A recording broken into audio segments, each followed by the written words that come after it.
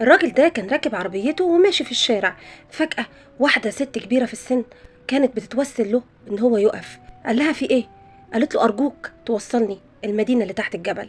قال لها بس انا مش رايح المكان ده، معلش شوفي مواصلة تانية. قالت له قرية صغيرة ومفيش مواصلات، جوزي اتصف شغله واتنقل على المستشفى وانا لازم اكون عنده فورا، ارجوك يا ابني. قال لها اركبي. ركبت العربية. مجرد ما وصلوا المستشفى الست كانت متلخبطة جدا، مسكت التليفون واتصلت بالدكتور. قال لها ان جوزها محتاج عملية جراحية هتتكلف 20,000 يوان. فالراجل قال لها انت معاكي فلوس؟ قالت له انا اول ما عرفت بالإصابة جمعت من جيراننا وقرايبنا 3000. انا هروح للدكتور واستأذنه يعمل العملية لغاية لما اتصرف في الفلوس. فتح شنطة العربية، طلع شنطة مليانة فلوس واداها باقي المبلغ. فالست رفضت، أصر واداها الفلوس وقال لها الناس للناس. فعلا يا جماعة الناس للناس. لو شفت حد محتاج مساعدة اوعى تتردد لحظة، لو في ايدك انك تساعده يا ريت تساعده.